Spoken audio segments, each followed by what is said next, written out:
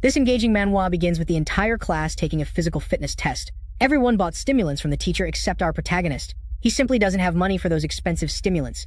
When the test starts, the others barely manage. To do 30 push-ups with the magical weights on their wrists, they push themselves to the limit. But that's the limit. When it's our protagonist's turn, the teacher decides to get revenge on him for not buying the stimulants, and doubles the weight of the magical bracelets. But that doesn't stop the bro. He does 100 push-ups easily, humiliating everyone else. They just can't understand how this broke loser outperformed all of them, and that's how he got so strong. And the team was a ranked player at rock bottom with huge debts. The last thing he did to fix his hopeless life was summon a demon who could make him rich and powerful. However, that's not really how a deal with the devil works.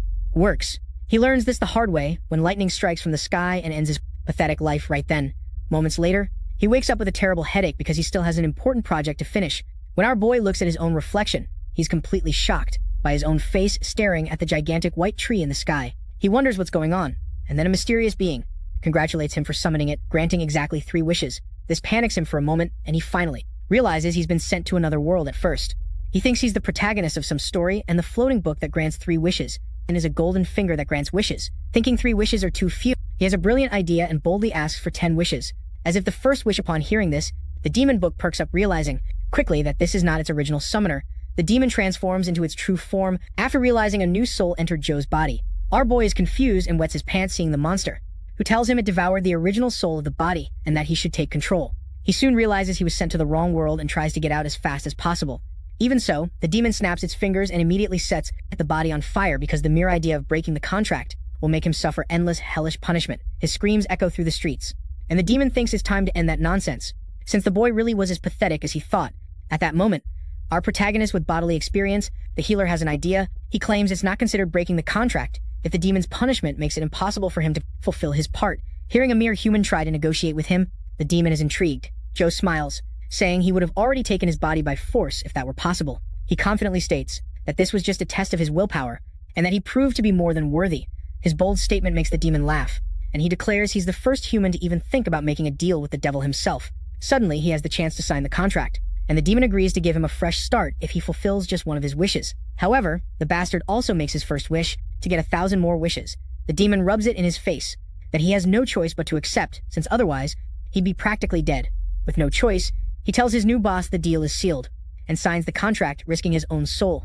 The next morning, he finally arrives at his apartment, running around like a drug addict who was attacked by dogs all night. His new boss abandoned him right after the contract ended, but he decides to swallow it dry, since he is practically a slave. Now, upon entering the apartment, he notices the place is completely run down and there's no one inside. Suddenly, he grabs a debt note signed in blood and wonders what the hell is happening with his family at this moment. He hears a loud voice behind him and takes a hit to the back of the neck with a metal bat. The rude intruder yells at him for ignoring his calls, but his partner tells him not to beat the kid to death. His friend warns that the kid might be dangerous. Since he's a confused and furious oracle, our hero asks the guys who they are, and the blonde politely responds with a brutal kick to the chest, asking where his useless and naughty mother is.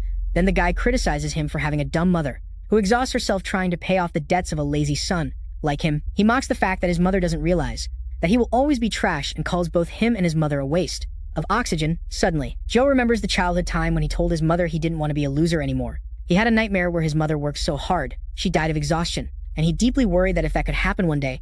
When he asked what would happen if he didn't wake up, as an oracle, his mother simply told little Sheehan to stop worrying. She said that even if the whole world fell, she would always be there for him, and told him to have confidence in himself. Back to the present, he gets pumped, and, out of nowhere, punches the blonde in the face at lightning speed. While the bastard is thrown away, his partner hears a loud thud and shoots him to stop before he kills the kid just to see his body flying toward him. After the dust settles, his face looks so bad that not even plastic surgery can fix him anymore. Seeing this, the other two watch the sudden change in his aura and think he had a real-time breakthrough.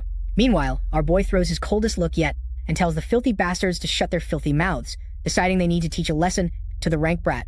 And the henchman says, "Idiom, it's time to beat him up," breaking 1 or 2 legs. Our boy realizes they're talking about his power and imagines they're probably at a higher level than him while he comes down with his pipe overhead. Joe sees it move in slow motion and easily jumps away. He then appears right behind the gorilla with a light knee touch to the face. His violent kick sends him flying after that. His partner attacks from behind, wondering how a mere rank 1 can be so agile. The man thinks Joe can't see him, so he tries to break some ribs. However, he ends up having his own ribcage destroyed by a spinning kick, while being thrown away like last night's trash.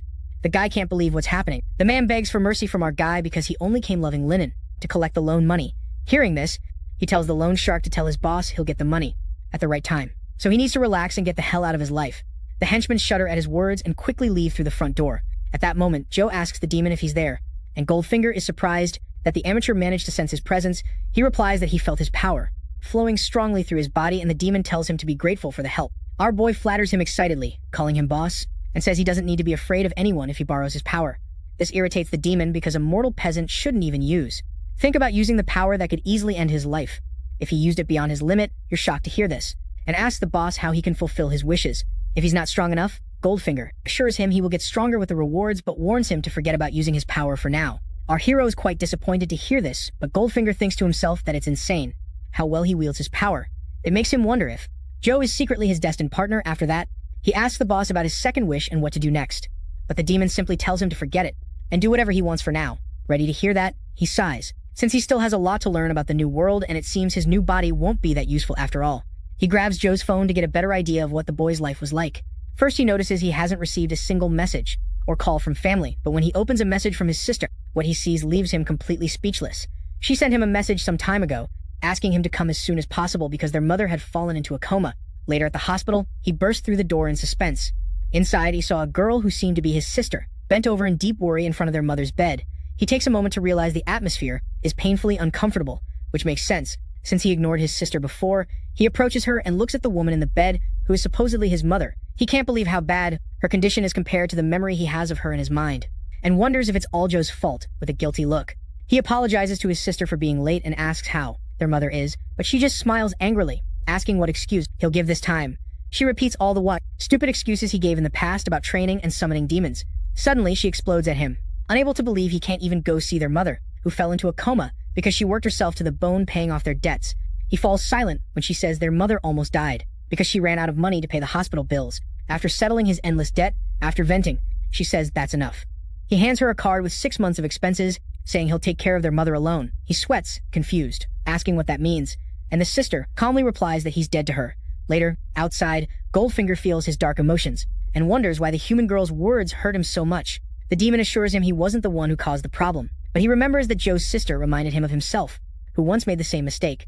This makes his boss laugh, and he tells him not to let that delay his plan. Upon hearing this, Joe asks if getting stronger will solve all his problems, and the demon confirms that they will all disappear if he proves he has what it takes. With that, he's fully determined to start his training cycle. Meanwhile, at a nightclub, the debt collector's boss tells his secretary to get the team moving quickly, since their clients won't wait, but his secretary informs him that a student beat up 3 of their men. Upon hearing this, the gangster recalls his men tried to collect payment before the deadline and ruined his reputation.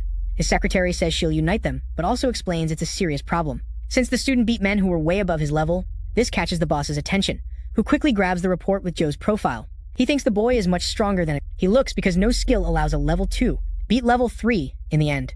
He orders his secretary to keep an eye on the boy. Then the scene shifts to our hero. On a morning run, his friendly neighbor offers him a good discount on supplements, but he tells the old man he'll come back later. Noticing how energetic he is, the man wonders if maybe he got a girlfriend or something like that. However, since being discharged, Joe has been busy getting used to his body and getting stronger. While gathering information, he finds out that people with abilities are called oracles, and that he's deeply individualized, because supplements to get stronger cost an arm and a leg. Although he's not sure what the ceiling is, he's gotten pretty strong, with just a few days of training and medication. While he's thinking about this, someone calls him, and when he answers, the voice on the other end yells that he forgot to come back. As the teacher asked upon hearing this, our boy suddenly remembers he completely ignored them. The next day at school, he finds out there are 6 levels of A and E, and that you have to reach the highest level to pass to the next one, which requires monstrous effort. Due to the huge difference, the world is divided into 5 layers, where rank C and normal plebeians like him stay in the outer zones. Meanwhile, the top-ranked A's stay in the inner layer, realizing he's a low-level trash. He decides to get stronger as fast as possible to quickly enter the Kalas. Intermediate layers. Suddenly, a Neanderthal hits him from behind with snot and laughs in his face. His friend jokes that our boy looks so weak, they could probably beat him up, even being a level 1 oracle like them. Upon hearing this, our boy gets annoyed that monkeys like them still exist in this world. At this moment, the teacher arrives late for class outside. He's stretching and thinks his school life is going pretty well so far. Now at this moment, someone calls from behind. A few minutes later, the snot guy is shocked, seeing our boy fighting the strongest guy in class, his buddy. However, isn't surprised since he's used to seeing Joe fight. The bully tells our hero he's getting too cocky for his own good, just because he got good grades on written tests. He says the true value of an oracle comes from strength, and that his level 1 strength is trash. Upon hearing this, The brother reminds the bully that he's also level 1 trash, which makes the bully so furious he throws a violent hook at him. Joe effortlessly catches the fist with one hand and twists the wrist with the other, asking if he's done barking the furious guy. Can't believe he's being dominated by him and wonders if Joe also got taller than before then. Joe counters the guy's words that strength is everything and politely asks permission to smash his face while the guy sweats. Thinking he was about to get beaten, the coach suddenly appears and gets furious at our boy for causing trouble in class. The coach looks irritated as always and asks if he plans to cause trouble. As soon as he gets back, our boy makes the most innocent face he can and says they were just joking. The bully pulls his hand and orders him to let go. Seeing the situation cool down, the coach warns our hero one last time and orders everyone to line up for tests right after. The students gather next to a pull-up bar while the huge coach starts talking nonstop. He pumps them up with the upcoming tournament against other schools, promising that good results will not only bring glory to the school, but also open doors to elite academies at the end of the speech. He starts shamelessly promoting his miracle supplements. Like the scammer that he is, the challenge starts with the bully doing 50 push-ups at once. Joe isn't impressed and says it looks more like a TikTok challenge than a serious test. At that moment, a voice calls him, asking if he's okay. The class rep admits she was worried because he ignored her messages for days. She quickly tries to cover it up, saying she was just curious about him.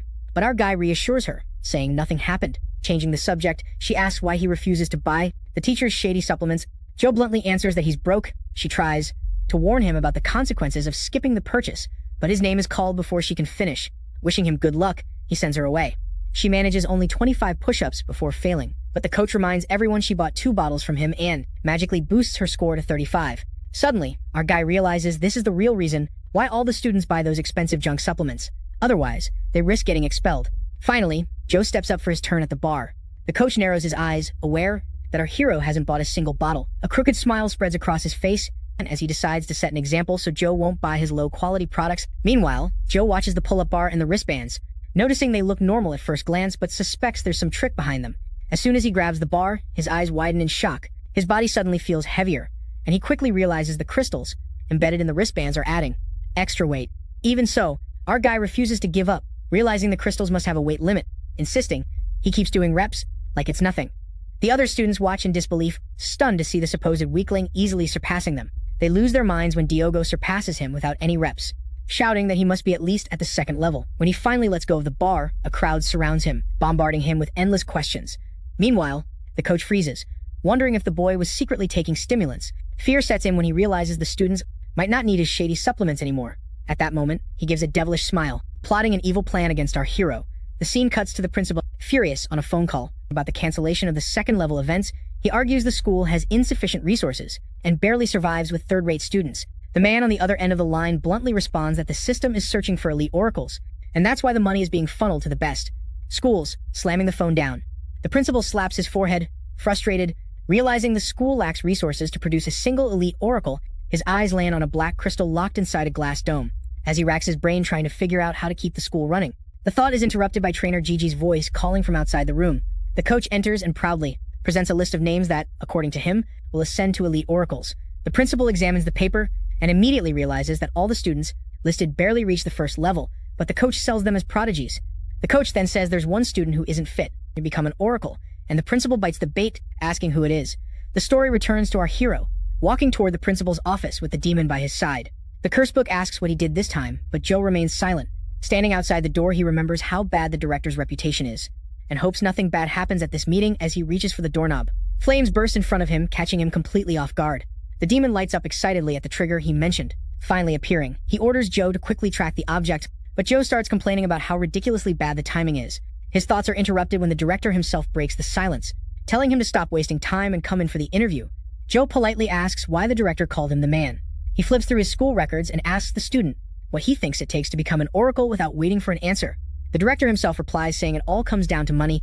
He then bluntly advises him to quit now, while he still has the advantage. The color drains from his face, and the director continues explaining that the cost to develop an oracle is way too high. He insists Joe is just a broke kid who can't survive there long-term in his mind. He thinks it's better to cut losses with weak students now, and is even willing to refund the tuition. It takes a few seconds to process the situation. Meanwhile, the demon's eyes widen, realizing the crystal is the object, and orders our hero to grab it. He whispers softly to the curse book to take it, but the demon immediately reminds him he needs someone else to act.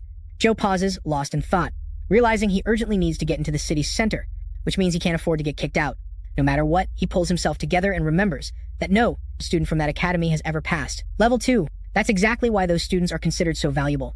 Our boy then asks the demon if he can decide the reward for this mission right then. The demon understands what Joe is planning, but before he can speak, Joe interrupts and declares he wants the ability to lend power. Goldfinger explodes, yelling at him, reminding him how insane and dangerous that choice really is. But our boy is stuck. He argues that if he gets expelled, the demon's wish might never come true and demands the cursed book. Trust him. Reluctantly, Goldfinger admits that whatever happens from now on can't be blamed on him. A glowing panel materializes in front of Joe, asking if he wants the power-lending ability. He accepts immediately without hesitation. The director then interrupts his thoughts, asking if he has any final words. He firmly replies that he wants the director to reevaluate his level, and only then decide. The director shakes his head at the useless request, but reaches out anyway. Upon contact, he realizes Joe's strength is greater than the records suggest, but still not enough to stay. Closing his eyes, Joe realizes this is his last chance, and desperately tries to absorb as much stellar energy as possible. He then begins to emit a pure aura, shocking the director. Even the demon is caught by surprise, because he never imagined the boy's energy would surpass the power he lent him. The director staggers back in shock, trying to process what just happened, realizing Joe somehow managed to escape and reach level 4. At that exact moment, Angela grits her teeth.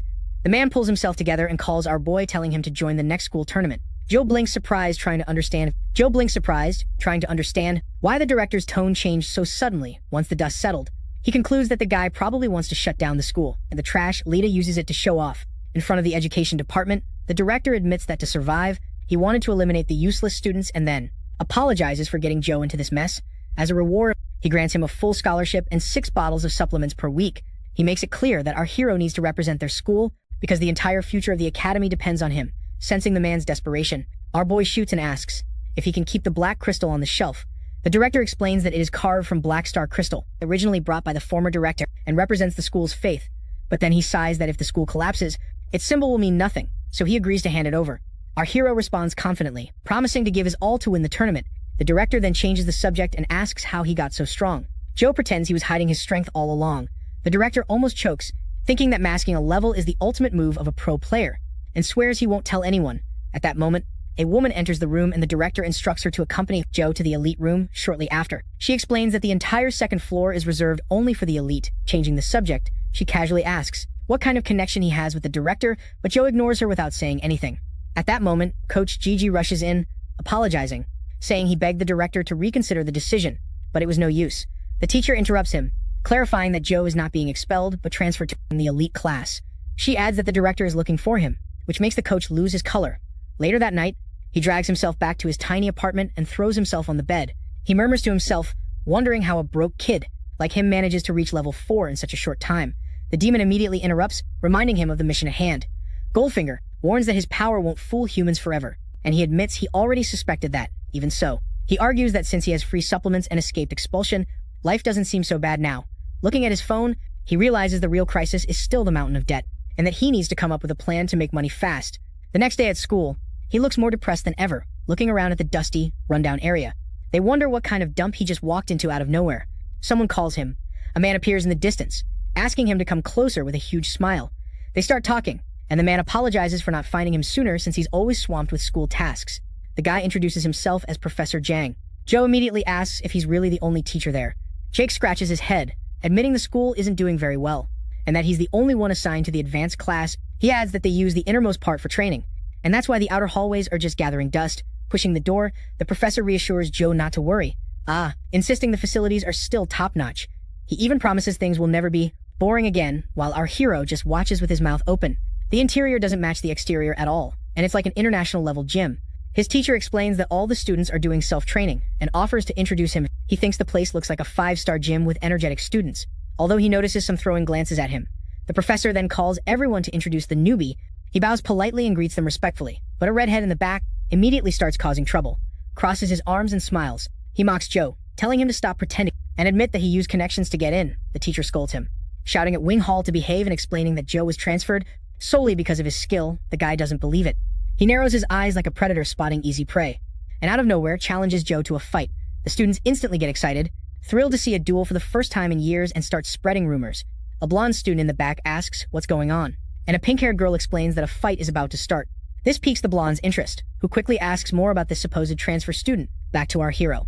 The teacher advises him to refuse the challenge, but Joe accepts without hesitation. He calmly adds that he doesn't care about the dispute, as long as lethal force is off the table. Meanwhile, in the school office, the principal is about to explode. demanding to know if the newcomer is already causing fights.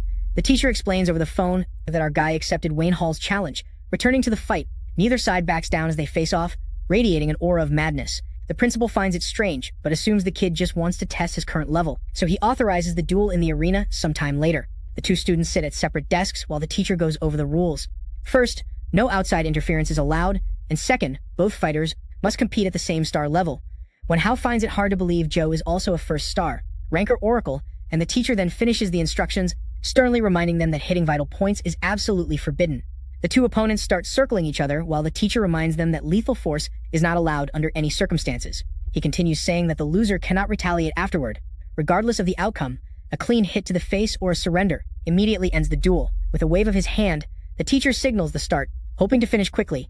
Enra advances and aims directly at his neck. He doesn't even move and grabs his arm, throwing it away completely. The redhead immediately attacks again, realizing this guy might really be the one. Henry unleashes a relentless barrage of blows, but Joe dodges each one with precision and calm.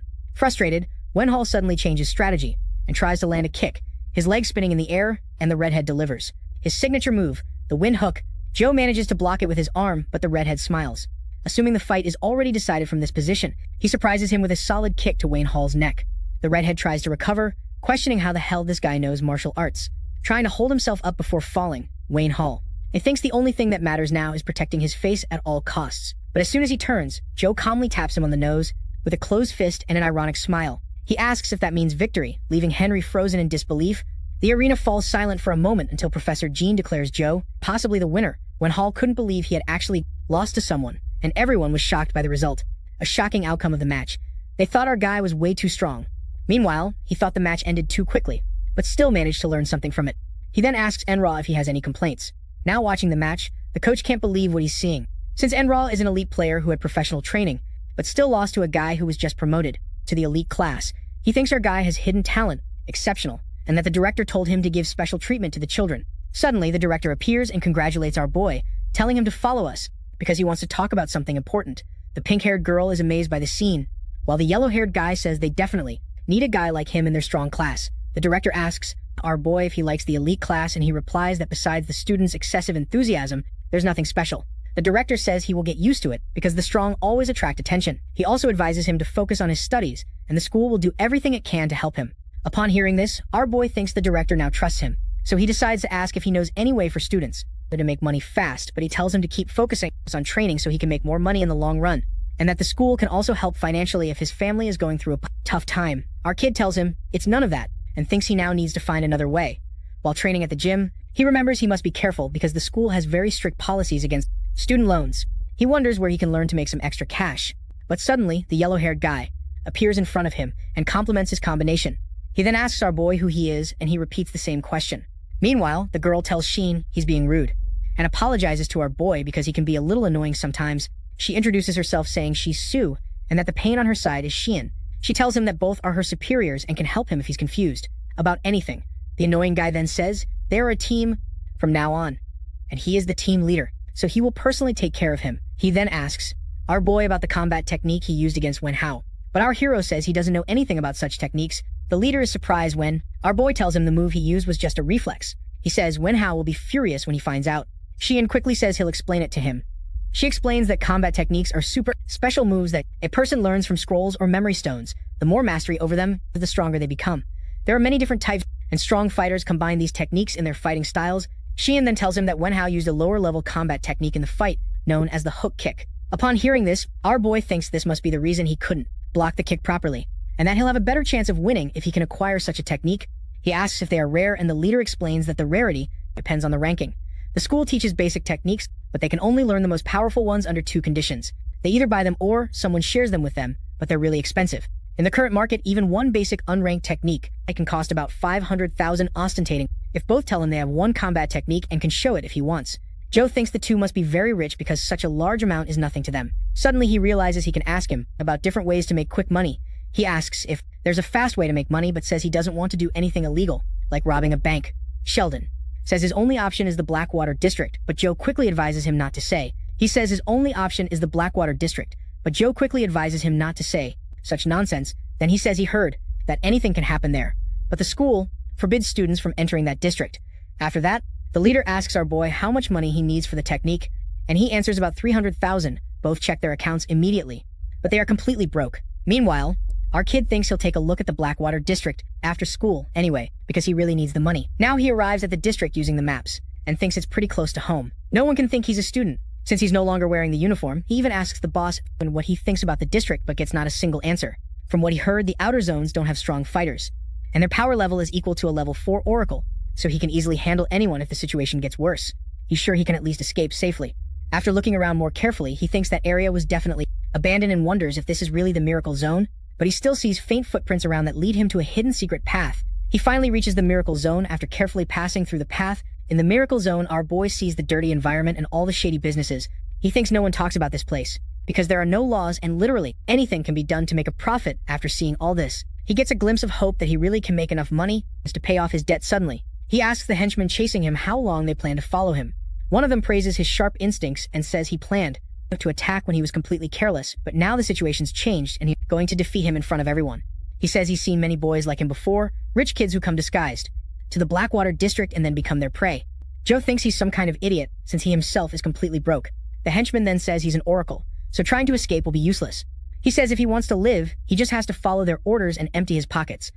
Hearing that, our boy says he's really rude, and with a single blow, knocks out the leader. The other two get furious, because he tricked the leader by accident, so both run toward him to stab him. Suddenly, wooden crates fall on the two, and a mysterious girl quickly grabs our boy's hand and orders him to follow her. The two escape from there and reach a safe, hidden place. He thanks her for the help, but actually, she's just a nuisance to him because after beating up the two guys, he planned to interrogate them. The girl acts like she already knows our boy, and asks what he's doing there. After saying that, she suddenly panics, remembering she needs to stay discreet. He questions her if she really knows him, but she changes the subject, saying she just read his name on the collar after noticing the badge. He immediately removes it, thinking it's good the girl doesn't know him, since he never realized his name was written on the collar. The whole time, he thanks her for telling him that. While she's happy she didn't reveal her true identity, she advises him to hide his information properly, because this area is really dangerous, and then says she'll get him out of there. But our boy refuses the offer because he's there to make money. He decides he must leave, because if she finds out he's a student, he'll be in serious trouble when Joe leaves. She thinks she definitely knows who he is and wonders what a student is doing in the miracle zone, and when she touches him, she has a strange feeling that makes her think he has already become an oracle. Meanwhile, our boy buys a mask to cover his face and avoid having his identity revealed. When he thinks he hasn't found any way to make money, a stranger approaches him and says he's the local tour guide and can answer all his questions. Hearing this, our boy gets intrigued and asks if he knows any place where he can make quick money. The guide is very happy because he thinks he's gained another person and proudly tells our boy to follow him. He takes Joe to a fighting arena where Joe asks if this is an underground fighting club. The guide says he's right and that this is the most efficient way to make quick money. He explains that today, the winner will receive the cash prize along with a specific amount from the bets placed. He says oracles also participate in these fights, so these matches are high risk and high reward. After analyzing the ongoing fight, he believes he definitely has a chance to win it all. The guide asks our boy if he wants to join, since he can get betting chips. He says he'll try his luck for the prize anyway.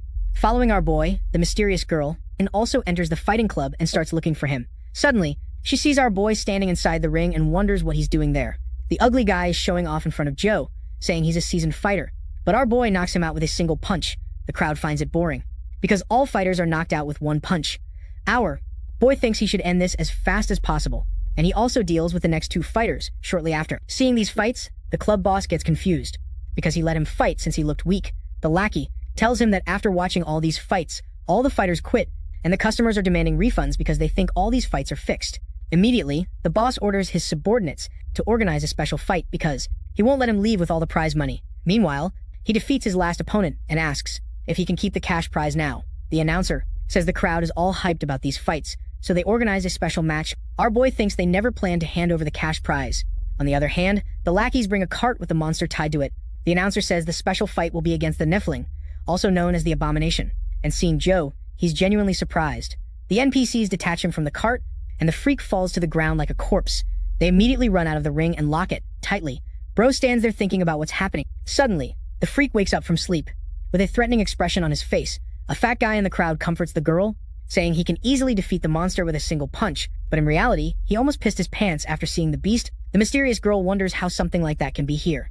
She knows Joe can't handle it alone, and that she can save him with her skills, but then her disguise will be blown and her plans exposed. Meanwhile, our boy thinks it's a shame that the boss isn't here at a time like this, and that he'll definitely have trouble defeating this monster. When he looks into its eyes, He feels like prey and the monster, the hunter, his sixth sense, screams at him to run because this thing is extremely dangerous. The freak charges at our boy to deliver a lethal blow, but he uses his instincts to dodge the attack, and he would have been dead if he hadn't done that. After that, he decides he needs to take things seriously. If he wants to survive, the monster pushes him into a corner, and seeing that, Joe decides he needs to finish this as quickly as possible. He uses strength to boost his level and punches the freak straight to the ground. The monster stays there and he thinks the fight is over, but suddenly it attacks again. Barely escaping, he's surprised to see that his strongest attack has no effect on it and quickly backs away. Knowing he can't defeat it in hand-to-hand combat, he runs around the arena. Our guy dodges the attacks and looks for a weapon he can use to defeat the monster. He then breaks the monster's claw and uses it as a dagger to cut the monster's neck quickly. The cut isn't deep enough to kill it, but now our guy can counterattack. He knows he's much stronger than the monster, so he can kill it if he manages to get close one more time. With that thought, Joe charges forward, but the monster releases a mysterious gas that turns out to be just vapor. The monster uses this mist as a distraction and attacks our guy from different sides. He can't see anything inside the mist, and the monster is using this chance to deal damage because it fears our guy will kill it. The moment he makes a single move, our guy knows he can't allow that, because he'll be killed if time runs out. He decides to use all his senses to pinpoint its location and finally kill it. He focuses intensely and immediately locks onto the monster's position, then grabs it by the hand and slices it to pieces. This is the chance our guy needed to deliver the final blow, and he goes straight for it, but unfortunately, time's up, and his heart starts to ache. Meanwhile, the monster takes the opportunity to disarm him and attacks with its tongue to deliver a lethal strike. Our guy hasn't given up yet and decides to push beyond his limits. He once again borrows his strength, grabs the monster by the tongue, then swings it in the air and grabs it by both jaws. He uses all his power to tear the monster apart and finally kill it. Meanwhile, the judges watching through the cameras have no idea what they're seeing. The boss nervously asks if the rookie finally fell, but his face quickly pales. In the stands, the white-haired girl stares at Joe with wide eyes, wondering how he managed to do that. Still holding the monster's head, he looks at the camera, and that deadly look alone makes the officials break out in a cold sweat. The boss panics, regretting spending a fortune, bringing that fighter just for the kid to crush him like he was nothing. The announcer struggles to recover, congratulating Joe and telling him to follow the team to receive his reward. Sometime later backstage, a briefcase full of money is in front of him. The employee explains that the total amount is about $500,000. He reaches out to grab it, but the boss suddenly closes it. With a dark smile, he declares that the deal has changed. Either Joe becomes a permanent fighter and gets the full amount, or he leaves with only a quarter. My partner narrows his eyes and demands he repeat that. The boss gets irritated, yelling that all the other competitors ran away after that fight and that his awarded warrior suffered from a disease that causes sudden loss of head. Our guy retorts, saying that wasn't the original deal. He reminds him the terms say fighters aren't responsible if the opponent dies in the ring, asking again if that wasn't the agreed condition. Joe's aura alone makes the man's face lose color with a deadly glare. He demands full payment or there will be consequences. Upon hearing this, the boss pulls a gun to threaten him, but he doesn't even blink. With a single move, our hero disarms the gun and snaps the thug's finger, making him scream in pain. The boss orders his men to fill the boy with bullets. His henchmen instantly draw their weapons, ready to shoot. He just sighs in irritation, visibly getting more irritated by the second outside. The white-haired girl tenses up when a sudden gunfight breaks out moments later. A man is thrown through the window, flying like an empty soda can. Looking at the unconscious bodyguard on the ground, the crowd, he wonders if some kind of movie is being filmed. The white-haired girl, however, suspects all this chaos is Joe's doing. Meanwhile, our hero is destroying the bodyguards without a second thought, unfazed by the fact they're armed. A bald thug raises his gun to shoot, but instead hits his head on the wall and breaking free, he runs off with the money in hand, while the thugs upstairs shout orders to capture him. As he runs through the streets, he realizes he's reaching his limit and that his body is slowing down. His wounds are also slowly draining. His strength suddenly, a hand grabs his hoodie and pulls him into a narrow alley. The girl from before quickly covers his mouth as the thugs run past without noticing. As soon as the situation calms, she tells him he's safe, and Joe recognizes her face from before. She instructs him to wait for his strength. He says he knows a hidden escape route, guiding her to a tunnel. She warns him that if he doesn't move now, the thugs will isolate the entire district and capture him. He tries to respond, but she interrupts him, telling him to move. With no other choice, he thanks her and runs toward the tunnel. After he leaves, she types into the communicator. On the other end, an angry voice demands to know where she disappeared. She ignores it, telling her sister to shut up and put their grandfather on the line because she found something to report the scene, then switches back to Joe, who barely manages to stagger into his apartment before collapsing on the floor. Gasping, he grabs his chest, struggling to stay awake, but the moment his body burns through the last drop of strength, our boy finally falls to the ground. Unconscious, he plunges into a dream where his mother apologizes for lying about her recovery. The truth is even harsher. She only has a few years left to live at most. She tells her son she wanted nothing more than to see him him grow up, meet his children one day, just to spend a little more time together. Our hero's mother apologizes again for not having the strength to stay by his side and says she loves him more than anything in this world. Tears stream down his face as our hero is brought back to reality. His eyes suddenly open, but he composes himself and looks at the sunny sky. Outside the window, sitting, realizing he's still inside Jo Xian's house. Relief floods him for being alive despite being awakened by that childhood nightmare. Then a voice echoes in his head, asking if he finally woke up, catching him off guard. He then asks the demon where he's been the past few days, but the cursed book mumbles some excuse about business. Instead, he dodges the question, asking what he did to be unconscious for 2 days, straight before he can answer. The demon finds out he sneaked into the underground arena, spent a lot of energy, and faced a monster. Goldfinger explodes, yelling at him for doing such a reckless feat. He tries to dodge, but the demon insists, warning that his power isn't enough to bring him back a second time. He pressures him to value his own life more, since this is his second chance after all, and he can't waste it. This makes Joe smile, and he thanks the demon for protecting him. Goldfinger relaxes a bit and then admits that the monster he fought doesn't seem to be from this world. This thought makes our boy remember the girl he met in that cursed place, but he puts it aside because right now, what matters is leveling up at this moment. He remembers the reward from the night before and immediately opens the briefcase, revealing stacks of brand new bills. The demon, he mocks him for risking his life for money, but he replies that, at least for now, he doesn't have to worry about his debts. Until after the tournament, looking at himself, he says he needs to treat the wound before going back to school. Rubbing his head, he complains about still having to go to the hospital. The bank and classes all in the same day at the hospital. The doctor examines him and says the wound will heal quickly, as long as he keeps it clean. Noticing the fast recovery, the man asks if our kid is an oracle, to which he answers yes. Immediately, the doctor changes the subject and tries to sell him a subscription plan. He rejects it immediately, asks for the regular medicine, relieved that the monster's tongue isn't poisonous. He watches the doctor hand him some ointment, but as soon as he grabs the bottle, he freezes and stares at it incredulously, asking the doctor why the bottle is glowing. But the man just looks at him strangely, insisting it's an ordinary container. My partner doesn't believe it for a second, seeing the glow clearly in his hand. The doctor tries to push the subscription again, saying the therapy sessions would help with his stress-induced hallucinations, but he ignores the psychiatrist in the hallway. Joe notices the strange energy flow everywhere, extending his hand. He sees it glow even more and realizes it must be connected to stellar energy. Remembering the underground fight, he suspects that battle triggered some kind of awakening. Then he smiles, thinking that if he can now really feel stellar energy, he'll be able to absorb it much more efficiently. Science at this moment, a man passes by radiating a bright green aura, and Joe forces himself to act normal. After the guy passes, he throws another furtive glance and starts sweating cold, thinking that man's stellar energy is on another level. The green-haired stranger stops, sensing something, and wonders if he was scanned, but then ignores it on his communicator. A voice starts yelling at him, demanding he locate the alien star immediately. The green-haired man tells the person to calm down since he plans to stay in the country for a while.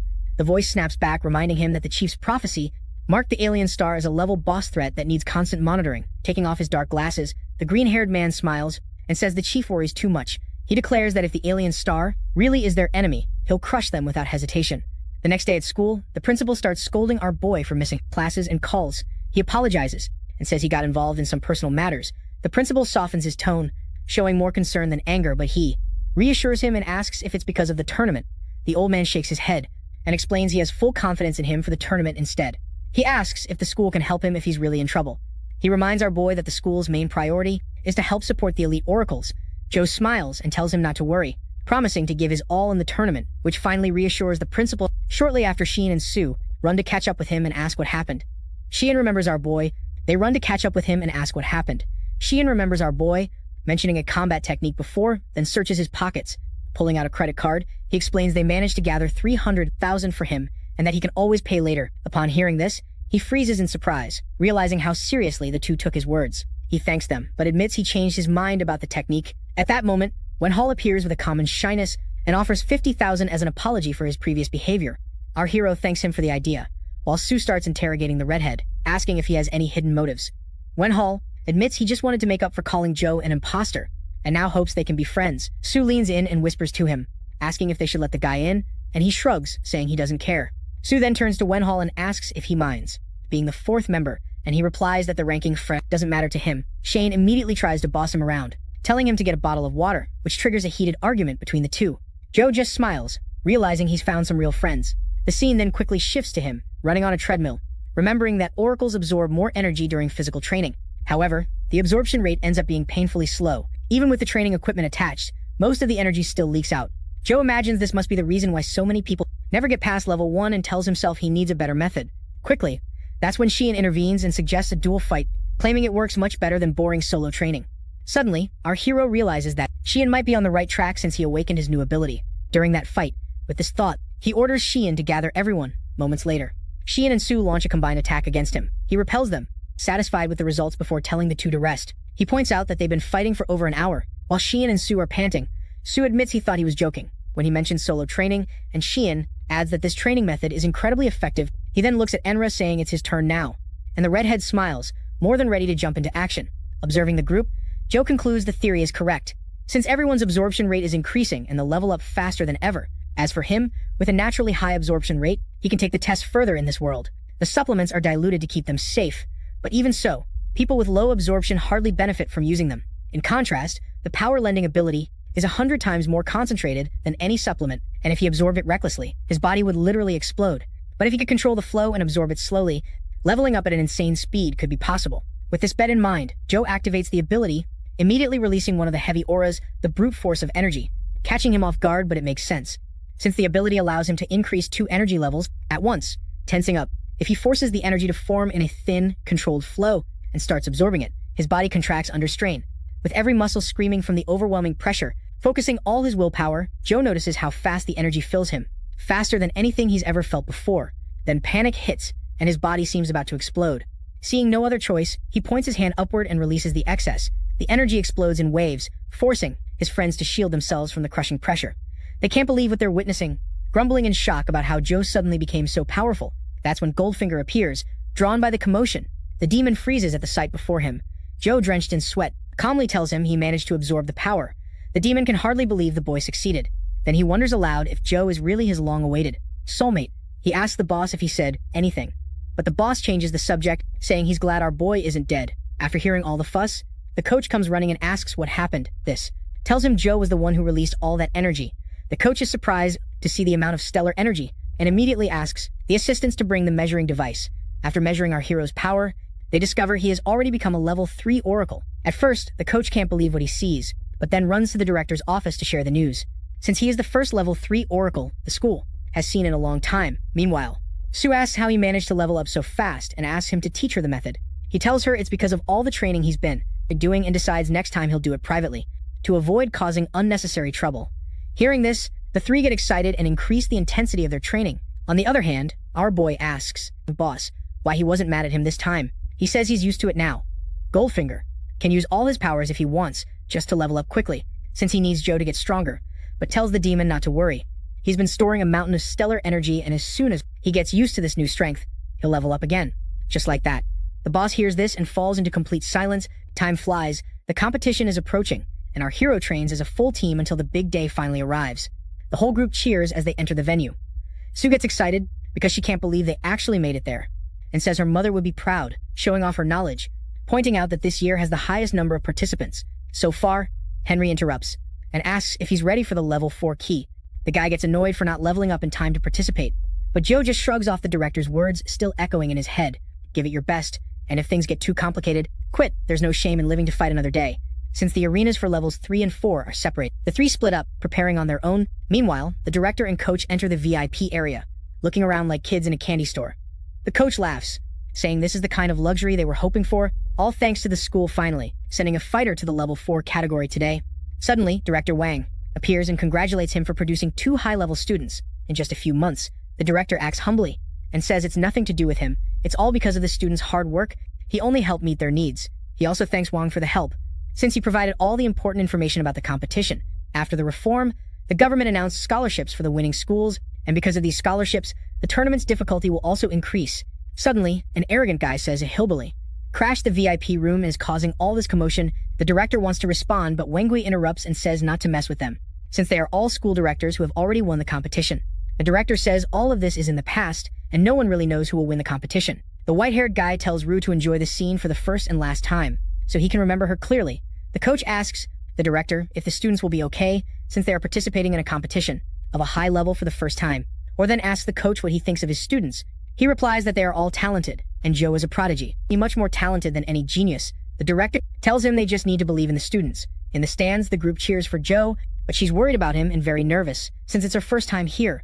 At first, she couldn't believe that our son was participating in the competition, but now she's here, cheering for him. A week before at school, she thought that Joe had become the rising star of the academy, she couldn't find him anymore, because now he didn't care about anyone from the lower class. While thinking this, she was about to fall to the ground, but our hero appeared and caught her just in time. He asks if she's okay and she thanks him, and asks what he's doing there. He says he saw her, so he came to greet her. She admits that now she thinks he's from the elite and will never meet anyone from the lower class again. He tells her that friends are forever, and no matter what happens, they can't be changed. Hearing this, she feels happy, and thinks the game didn't change anything, and that he can definitely win the tournament. The announcer announces that the competitors are going up on stage, and the class representative gets all excited seeing our boy come out with the others. The announcer says he welcomes everyone to this year's exchange competition, and the event will be hosted by him and his partner, Lillian. Hearing that name, the crowd goes wild, because she is one of the most famous idols in the country. The diva says she's here to work hard, and that today she's just a regular announcer because the competitors are the real stars of this competition. Then, the announcer explains the rules of the 12 academies and 48 competitors, 16 in the level 4 category and the remaining 32 in the level 3 category. He explains that the event is exclusive to the level 4 category, and that the ranking will be based on the scores from both categories, which will later be converted into points. The competitors will face off one-on-one and the winner will advance. He will then face the winner of the other match until only one fighter remains. The time limit is 30 minutes and the fight ends when one of the competitors surrenders or is no longer able to fight. Lillian says the rules for this year's tournament are much stricter, but there's no reason to worry, and asks everyone to look at the top of the pillar. The crowd gets excited seeing Bai Yui, the level S celebrity, sitting in the hall to show off his domination power. He casually shakes the ground with just one finger. The announcer explains that the master installed a special ring that protects the audience from random attacks, so he can also fix the ring instantly after each match. He also tells the competitors to use the jewel because they serve as certification for the competitors and can also protect them in dangerous situations. Everyone is whispering that the S rank is really scary, and our boy thinks his power is almost equal to Gojo's. The guy seems so carefree about everything that he doesn't even get nervous. The idol says the results will be displayed on the jewels and officially announces that the competition begins. The first match ends in just 17 minutes, and the winner is Xiao Run. The director says he can't believe that an S-level oracle is personally supervising the tournament, which means this year's matches will be incredibly challenging. Director Wang says it's all due to the difference between levels 4 and 3. Since level 4 oracles have already completely mastered their fighting techniques, the famous schools are so rich that buying level C techniques is basically a daily routine for them. The only reason they always manage to win the tournament is because they use scholarship money to provide their competitors with the best potions and fighting techniques. But this year, things are about to change completely. The fifth fight is between Lankin and Lige, and Nichkin is toying with his opponent, dodging all of his attacks. So, she uses a skill-based fighting technique and immobilizes her opponent before delivering the final blow and winning the fight, and the crowd gets excited watching, and many think she's secret, using some kind of magic. Upon seeing this, the director is shocked because this kind of skill can only be obtained by a higher-level oracle. Director Wang feels proud and says she's a prodigy who managed to acquire this skill at such a young age. Director Ao says it doesn't matter, even if she has such a skill, but Wango taunts, asking why he tried to recruit her if that's true. The director replies that it's just an early awakening, and nothing more in the sixth match. Angus doesn't even let his opponent attack and ends the match in just 5 seconds. Seeing this, the crowd thinks the Flaming Oracle will probably win this year's tournament as well. Another director believes no one compares to the student who receives lessons personally from Director Lee. To show off, Lee says a barking dog doesn't bite, but Wang advises him to wait and watch, who he thinks this battle is completely out of his reach since his ranking for the tournament is so low that even qualifying for it is a miracle. He manages to keep his head up, whether to play it as a single fight or at least just put on a show. After the end of the 7th fight, our hero is the next competitor, and wonders what kind of fighter his opponent will be. Goldfinger. I asked him to borrow his powers and finish the fight quickly, but he says if he does that, he'll draw everyone's attention and could get into serious trouble if investigated on the way to the ring. He meets Kim. She tells him he was lucky to be in the last fight because his opponent is one of the strongest.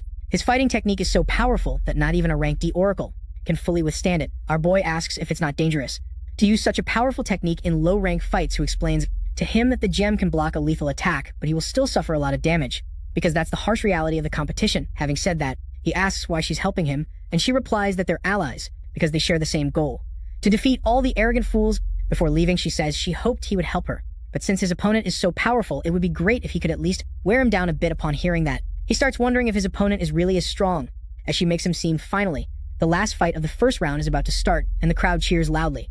When our boy enters the ring, he thinks it seems like a warm welcome, but in reality those cheers are for competitor Lei, who makes an entrance like he's abandoned the Avengers. The announcer says no one expected the last match to be between Lei Qi. He became an oracle at only 12 years old, and in just 4 years advanced to a level 4 oracle. He also received a national certificate and an invitation to a guild. It wouldn't be wrong if someone called him the best fighter of this new era.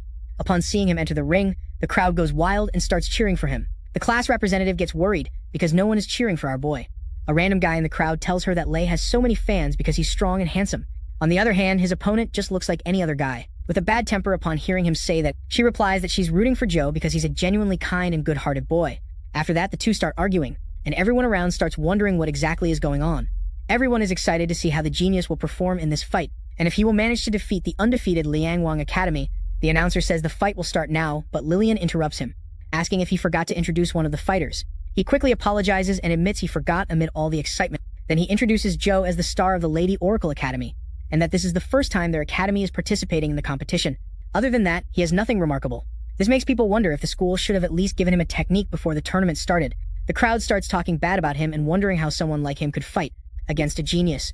The guy with the bandana bursts out laughing and loudly mocks the class representative. Meanwhile, Director Wu tells the director it's a shame that they have to face the rising star of the academy right in the first year. But they shouldn't worry, because it will all end quickly. Wan tells Ru that everyone has to start somewhere, so he just needs to ignore him and stay calm inside the ring. Lei says he feels bad for him because in his first tournament, he'll have to face him, but the bro tells him to pay close attention to the fight. Suddenly, he runs toward our boy, and gets right beside him. He says he will start the fight, using only 10% of his full strength, because even if he loses the first fight, he can still look at least a little decent, and thinks he's acting like a goody two-shoes.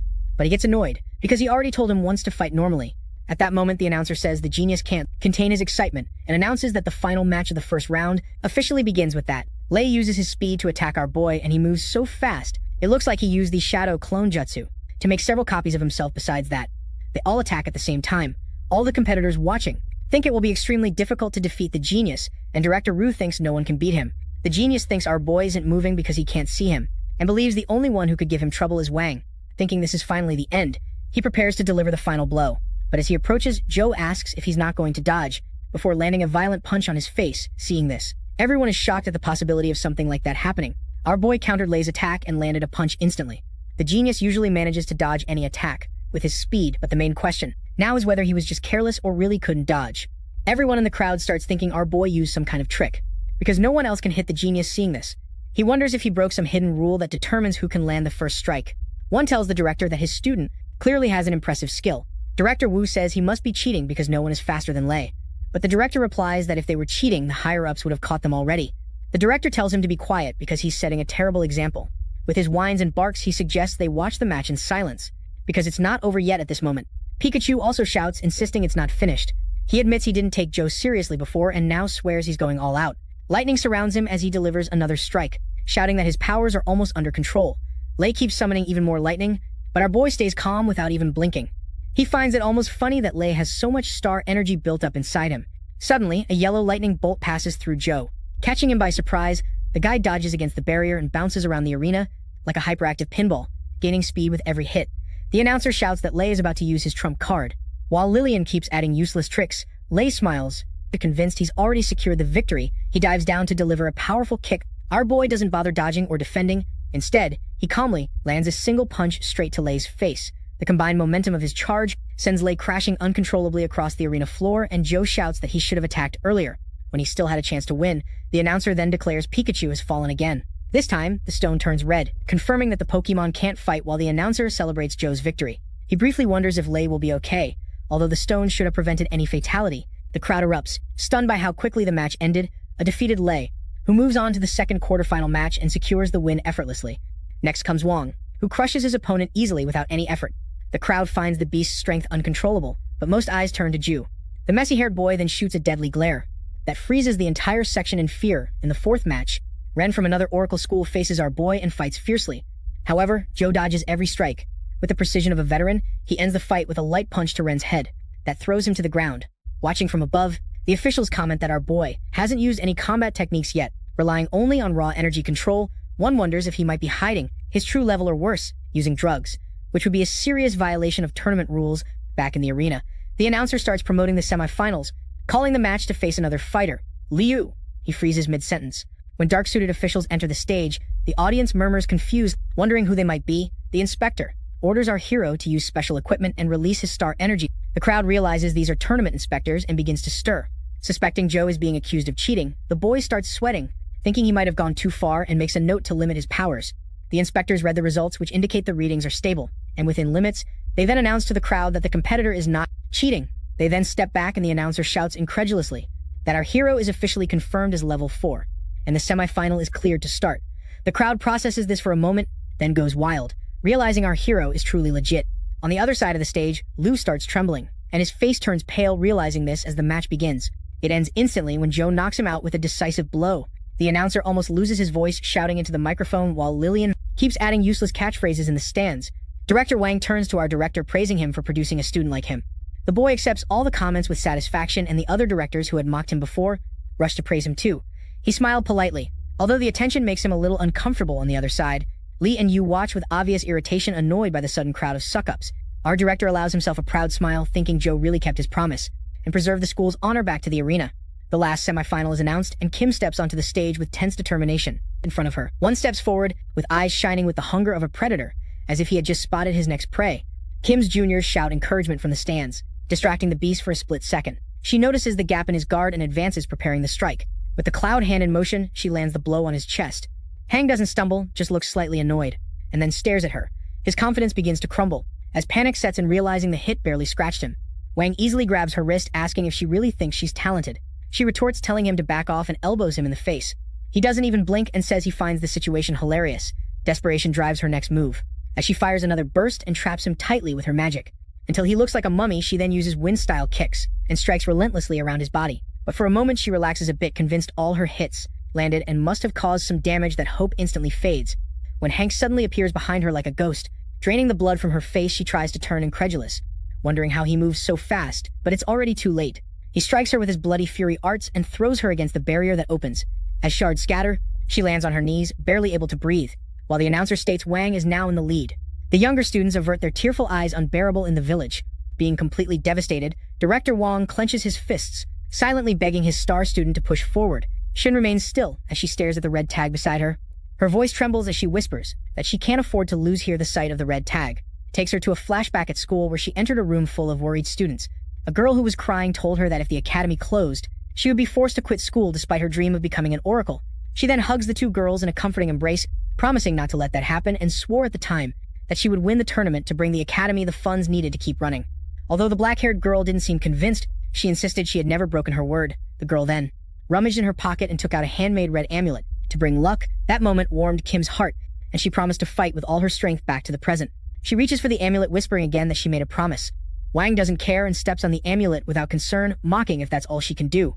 He then brutally kicks her, while his hands remain buried in his pockets. Her crystal turns red and she falls unconscious, but Wang keeps taunting her. The announcer shouts the fight is over, but the beast lifts her foot again, ready to crush her. The crowd panics, and the announcer shouts for someone to stop him.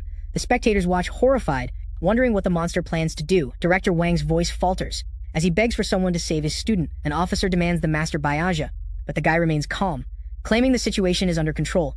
Meanwhile, one stomps his foot hard on the ground, opening a crater in the arena. However, his eyes widen as he realizes his target has disappeared.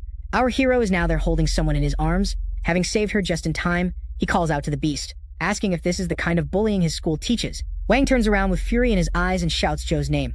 The announcer shouts in relief, declaring that our boy rescued Kim just in time. Director One runs to hold his injured student, thanking the heavens she survived. The crowd grows restless, unable to believe the beast really tried to finish her off after she lost EU. Wang doesn't care and walks toward our hero, boldly declaring he'll kill anyone who dares to block his path. This arrogance finally lights a fire in Joe. Our boy shoots him a deadly glare and challenges the beast to shoot. The on-duty medics take the girl away while the announcer and the team quickly reset the arena for the next fight. In the stands, our boy's friends gather with the class representative. Sheehan asks how things are going so far, and she replies that Joe has already reached the final. Although she admits there's something strange about the opponent, the friend of our director warns our boy to be careful and yells at our hero not to underestimate who he's facing. Excitedly, Joe assures there's no need to worry in the arena. Wang mocks our hero for really thinking he has a chance, but he retorts saying the guy talks too much. He smiles and asks if the beast is really here to fight or just to keep barking. As both sides face off, their auras violently explode, turning into an energy stalemate. The announcer declares the fight officially started. Wang wastes no time and throws a sudden punch, but our hero catches it like it's nothing. Without even moving, the beast smiles and taunts, saying he thought Joe would be tougher. But our boy immediately fires back, saying he just stole the words from his mouth, leaving the guy sweating buckets. The bro insists, asking if that's really the level of someone who won the previous tournament. Then he tries to grab him, but Wang barely manages to dodge. Wang activates his Bloody Fury skill, raising his fist as the two start attacking each other at full speed, not giving an inch. the announcer shouts, incredulous, saying he's never seen a level 4 fighter fight so fiercely before. Even Joe's teammates are stunned, realizing our boy has been holding back during all his fights. Back in the arena, Joe lands a powerful uppercut straight to Wang's chin. His teacher and director stare at him wide-eyed, struggling to believe their own student is this strong. Blood streams from Wang's mouth as he wonders how someone as powerful as him can be forced to retreat so much. This thought only fuels his rage, and he raises his gold finger skill even more. Then it appears, pointing out that the guy is literally forcing stellar energy into his body to increase his strength. In the next instant, Wang disappears in the blink of an eye, but Joe follows. He then prepares an elbow strike and thinks to himself that speed is useless against his perception skill. Meanwhile, in the control room, an officer nervously asks the master if they should check Wang's level since he's rising abnormally fast. Calm as always, he explains that this is just the bloody fury art of his family, raising him to a level so it's not cheating. Then he admits the real curiosity lies with our boy, who hasn't even tried his hardest yet. The master can't help but wonder how far this boy can go. Back in the ring, the two fighters keep exchanging quick punches, like two crack addicts fighting over a French fry. Joe's friends watch nervously, shouting that our hero is being pushed back. The redhead quickly corrects, saying Joe is perfectly dodging the beast's punches. In the arena, our hero stays focused, dodging and zigzagging blow after blow, looking for an opening. Then Joe finally strikes back with a devastating punch that forces the beast to block with all his strength. The impact alone cracks the ground and makes Wang slide back a bit. Our boy lands another strong hit, and Wang then says Joe is the first fighter to push him this far, motivated by pride and anger. He strengthens his blood arts even more, shouting that he's still the strongest. Unshaken, our hero taunts him back, asking if that's all he's got. Then he activates the power-lending skill, and his level starts rising too. The two powerful fighters face off again. With fists already eager for more, Joe realizes he can now clearly read the opponent's attack pattern using his perception skills. He also notices the beast's weak spot is the heart. Wasting no time, our boy lands an elbow right on the guy's chest, making the beast's eyes widen in shock. The hit leaves him breathless, but Joe isn't done yet. He immediately follows up with another attack, forcing Wang to stay defensive. The beast blocks punch after punch, each heavier than the last. While thinking in disbelief that our hero's speed and power are still increasing, the guy refuses to accept defeat and pushes his blood arts beyond their limits. Our boy then declares the fight is already decided and charges his fist with pure stellar energy. One shouts for him to die and throws a violent punch. Their fists collide, causing a huge explosion that sends shockwaves through the arena. The spectators raise their arms, shielding themselves from the violent blast. The director is glued to the battle, frantically demanding to know what happened as the smoke clears. The announcer shouts that Wang is still standing, but in the next moment, the beast collapses and his crystal falls to the ground, now red. The last survivor is none other than our boy. With that, Light of School officially takes first place in the category, level 4, as well as the entire championship. Joe's friends start celebrating wildly, shouting that they finally won the tournament.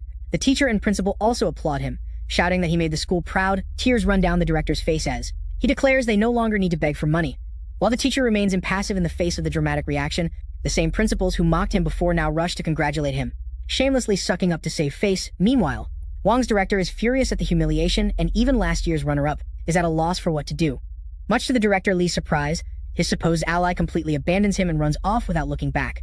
Master Bai also decides to say goodbye since the tournament is over, and the referee sincerely thanks him for his efforts. As he leaves, Bai narrows his eyes suddenly, spotting two unknown figures watching from the side. He immediately wonders if they are there to observe Joe. An old man murmurs to the girl beside him that he never imagined such a backward school would produce a monster like him. He asks if she can bring their hero to their guild. The girl Lin admits they were childhood friends, but now Joe doesn't even recognize her anymore. Still, she swears she will use everything she has to recruit him back to the arena. The winning team proudly lines up on stage as cameras flash. While the director promotes the school's latest live broadcast, taking advantage of the victory, our hero smiles for the photos, while thinking the fight seemed harder than the fight itself. The next day, the director calls him over and admits he owes a big favor for securing the victory. True to his word, he hands the black crystal to Joe, which gets the demon super excited nonetheless. The director warns him that the top Oracle Academies will be visiting now, and reminds him not to forget where he came from after the talk. Our hero leaves the office and immediately finds his friends. They greet him cheerfully with papers in hand, despite it being summer break. Sheehan hugs him and explains that all the top academies sent admission letters early, and everyone was accepted. Our guys congratulate him, but insist the real credit is his. Shane then gets serious, declaring boldly that together they will become the best team of the future, which leaves our hero a bit confused. So he quickly explains that, even if they attend different academies, they can still meet up and stay together. I just smile, saying I'm looking forward to it, because otherwise I'd be dying of boredom while walking. He adds that he will definitely need their help when he has to train to get stronger suddenly. Another figure appears from the corner, catching everyone off guard. The class representative looks at them determined, and asks if she can join the group too because she wants to get stronger with them. The class rep beams when she finally enters the elite classroom. She thanks our hero for the help, but he ignores it, saying it was the director Lu, who also thanks the director, who replies he's happy to help and adds that he plans to make these facilities available to everyone, with many other changes planned for the future. After winning the competition, the director finally has the resources to do whatever he wants, all thanks to his students. He then praises everyone for their efforts while the class jokes that all these changes are happening right after they leave. Sue asks the class rep why she's training so hard. Even though it's vacation and there's no competition, she shares her story, admitting she never thought she was good but got motivated after seeing everyone work so hard. She continues saying she wants to apply a special cultural student but still has a month deadline, which makes the pink-haired girl cry. Then, she takes the class rep's hand and promises to help if she can. Sheehan asks Joe what he plans to do and if he's decided which school to choose. He reveals he hasn't received any letters yet, which surprises everyone since they all got theirs instantly. From the top 5 academies, the director clears his throat and calls our hero, saying he has something to tell him, handing him a red envelope, and explains it arrived recently, who sighs in relief, saying he knew there was no way our boy was being fooled. Joe reads the letter carefully and says out loud that it's from Down Academy. Everyone is shocked by the name, as proscript by the name is Bees, and the blonde shouts that it's the academy at the top of the chain. Our boy asks him to explain, so he goes into story mode. He explains there are 5 great academies that serve as symbols of authority and power. However, one stands out, above all, Down Academy, which has the authority to recruit any student it wants. Joe then asks why there aren't 6 academies instead of 5. The director responds that the true value of that academy is immeasurable and that they were all built to combat the rift. He becomes serious and says the information is strictly confidential, but agrees to tell it anyway. See, the rift is another dimension full of powerful monsters. If they manage to escape to the real world, chaos will break loose, which is why emissaries are sent to eradicate these monsters whenever these portals appear. Although clearing a rift is extremely profitable, the risk is very high. The man reveals he was once part of a rift-clearing squad. However, the death of a key member threw the whole team into chaos and it ended up being disbanded. Although other academies also require students to go through rifts, Down's structure is different, so he warns him to think carefully.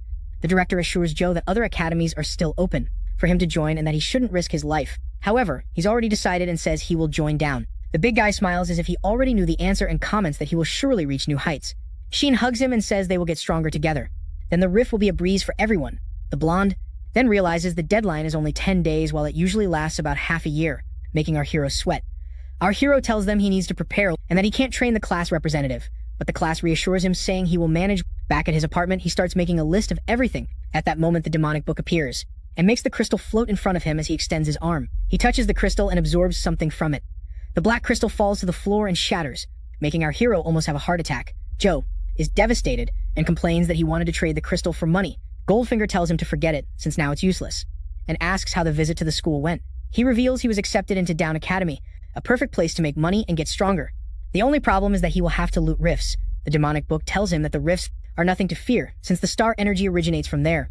Our hero then changes the subject and asks if there's any reward. Since one of his wishes has already been fulfilled, Goldfinger gets a bit annoyed at being treated like a wish, but agrees to help since the rifts are linked to his own desires. He orders Joe to endure it and releases dark energy toward him. Our hero absorbs the dark aura, and the system informs him that he unlocked the divine creation ability. The power reshapes his entire body as he endures the pain and reaches level 6. As soon as the process is complete, our boy asks what happened. The system explains that he now has the power to create anything using his energy. Goldfinger reveals that the ability belonged to his old friend, Sato, and that he can literally create anything. The previous rewards are nothing compared to this. He wonders if this is just a fancy way to level up, but Goldfinger scolds him, saying that levels aren't everything. The demon explains that levels only affect basic physical stats. The first, awakening at rank D, really determines a person's future, and that's why he gave this ability to Joe to avoid awakening something completely useless. At that moment, he realizes that Kim also had an awakening type ability and that normal combat skills are insignificant compared to it. He then realizes that entering a rift requires more than brute strength. Goldfinger tells him that the power of the ability depends usually on the user's mindset and encourages him to test it soon. Joe notices that after the reform, he can no longer feel the energy, Stellar, being absorbed into the system panel. Now it looks like a video game interface showing his stats. He wonders if there's a shop feature, but to his disappointment, it's locked. Several other functions are also locked until he levels up. Then he checks the level up screen, which gives him several side quests, but he doesn't have enough soul points to start. Goldfinger asks why he's taking so long, and Joe explains he needs to enter the rift to level up, but he's still not strong enough. The demonic book starts complaining that our hero is proving useless at this moment. A new system panel appears in front of Joe, announcing that another wish has been granted. His body begins to glow as he receives a new reward. a mage armor. The equipment is unique level and can summon armor around his body to block attacks. He gets excited because it not only increases his defense but also his strength. Goldfinger gets a little emotional, saying he used all the power he had stored, but he adjusted to give his best from then on. The next day, the director asks why he's leaving so early. Joe explains that even though it's just a one-day trip, he wants to arrive ahead of schedule. He then hands a note to the director asking him to deliver it to his sister at the hospital and keep an eye on her. The man says our hero should do it himself, but explains the situation is complicated and he can't see her now. Without further interference, the director drops the subject and agrees to do it. While everyone wishes Joe good luck on his journey, with that, he waves to everyone and heads to his destination at the airport. The receptionist asks why he wants a visa and a plane ticket to that central city area. Our guy answers that he got admitted, which she finds strange since it's still summer vacation. She asks for proof, and he hands her the Down Academy card. Her eyes widen, realizing what it is, thinking she's never seen one in her entire career. Then she stares at him incredulously. While he just looks confused, he asks if she also needs the admission letter, but she quickly apologizes and says the card is more than enough. He's surprised he doesn't even need a ticket. And she explains someone with his status only needs one for the flight. Back sometime later, Joe is resting in his first-class seat, wondering if this is also one of Down's privileges. Looking out the window, he hopes Down Academy lives up to his expectations and enjoys the rest of the flight. We're end of part 1. See you in the next video.